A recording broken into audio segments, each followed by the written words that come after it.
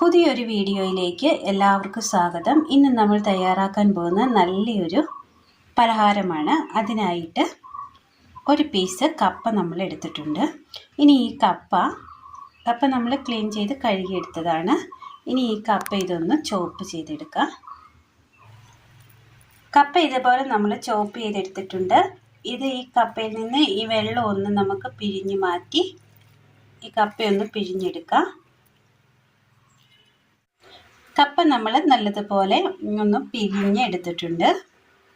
നല്ല ഉലർന്ന് വരുന്നത് പോലെ ആയിട്ടുണ്ട്. ആ വെള്ളമൊക്കെ ഒന്ന് കപ്പയിൽ നിന്ന് പിഴിഞ്ഞ് മാറ്റിയിട്ടുണ്ട്. അടുപ്പത്ത് നമ്മൾ പാൻ വെച്ച് കൊടുത്തതിന് ശേഷം ഇതിലേക്ക് നമ്മൾ ഈ പിഴിഞ്ഞെടുത്തിരിക്കുന്ന കപ്പ ഈ പാനിലേക്ക് ഇട്ട് കൊടുക്കാം.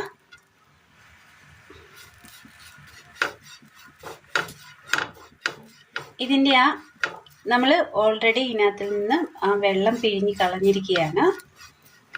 ഇനി ഇതിൽ വെള്ളത്തിൻ്റെ അംശമുണ്ടെങ്കിൽ അതുകൂടി ഒന്ന് കളയുവാൻ വേണ്ടിയാണ് നമ്മൾ ചെറുതായിട്ടൊന്ന് ചൂടാക്കി എടുക്കുകയാണ് ഈ കപ്പ.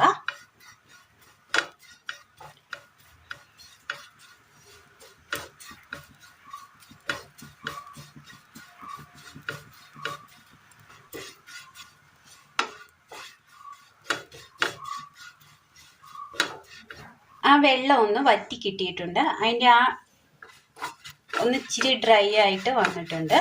ഇനി തീ ഓഫ് ചെയ്തതിന് ശേഷം നമുക്ക് ഒരു പാത്രത്തിലേക്ക് ഇതിട്ട് കൊടുക്കാം.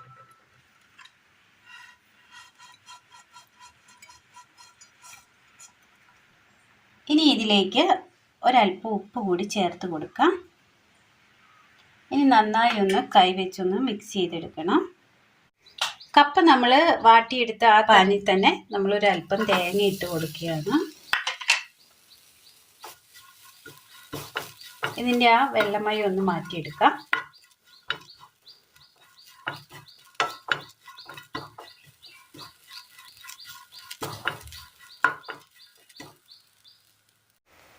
ഈ തേങ്ങയിലേക്ക് ഒരല്പം മഞ്ഞൾപ്പൊടി കൂടി ചേർത്ത് കൊടുക്കാം.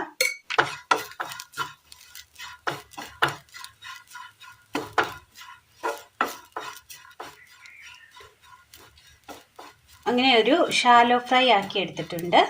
തീ ഓഫ് ചെയ്യുക. കപ്പയിലേക്ക് നമ്മൾ ഉപ്പ് നന്നായി തിരുമ്മി പിടിപ്പിച്ചിട്ടുണ്ട്. ആവശ്യമായ ഉപ്പ് നമ്മൾ ചേർത്ത് കൊടുത്താൽ മതി. ഒരു സൈഡിലേക്ക് മാറ്റി കൊടുക്കാം. ഒരു ഇഡ്ഡലി പാത്രത്തിൻ്റെ ഒരു ഇഡ്ഡലി തട്ട് നമ്മൾ എടുത്തിട്ടുണ്ട്. ഇതിലേക്ക് നമ്മൾ ഷാലോ ഫ്രൈ ചെയ്ത് വെച്ചിരിക്കുന്ന തേങ്ങ ഇട്ട് കൊടുക്കാം.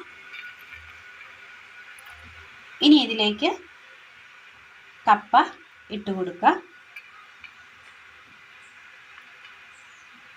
അങ്ങനെ നമ്മൾ കപ്പ ഇട്ട് കൊടുത്തിട്ടുണ്ട്. ഇനി ഇതിന് മുകളിലായിട്ട് ഒരല്പം തേങ്ങ കൂടി നമുക്ക് ഇട്ട് കൊടുക്കാവുന്നതാണ്.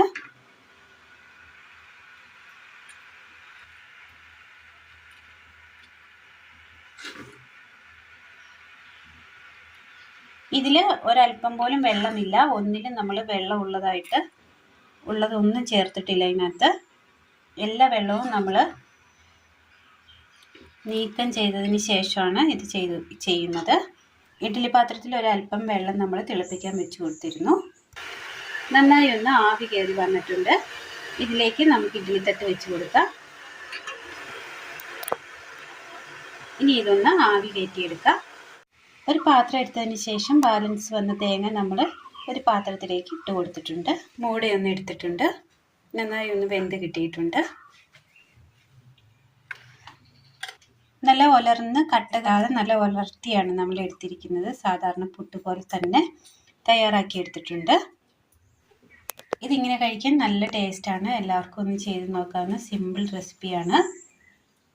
അങ്ങനെ നമ്മുടെ കപ്പപ്പുട്ട് നമ്മൾ ഒരു പാത്രത്തിലേക്ക് മാറ്റി കൊടുത്തിട്ടുണ്ട്. എല്ലാവർക്കും ചെയ്ത് നോക്കാവുന്ന സിമ്പിൾ റെസിപ്പിയാണ്. നല്ല ടേസ്റ്റാണ്.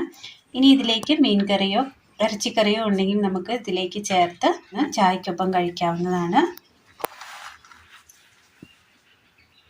എല്ലാവരും ഒന്ന് ചെയ്ത് നോക്കണം. വീഡിയോയെക്കുറിച്ചുള്ള അഭിപ്രായങ്ങൾ കമൻറ്റ് ബോക്സിൽ അറിയിക്കുവാൻ മറക്കരുത്. നല്ല വെറൈറ്റി രീതിയിൽ തയ്യാറാക്കി എടുക്കാൻ പറ്റിയ നല്ലൊരു കപ്പപ്പുട്ടാണ് ഇന്ന് നമ്മൾ തയ്യാറാക്കിയത്. എല്ലാവരും ഒന്ന് ചെയ്ത് നോക്കണം. വീഡിയോയെക്കുറിച്ചുള്ള അഭിപ്രായങ്ങൾ കമൻറ്റ് ബോക്സിൽ അറിയിക്കുവാൻ മറക്കരുത്. വീഡിയോ ഇഷ്ടമായ ലൈക്ക് ചെയ്യാനും ഷെയർ ചെയ്യാനും സബ്സ്ക്രൈബ് ചെയ്യാനും മറക്കരുത്. താങ്ക്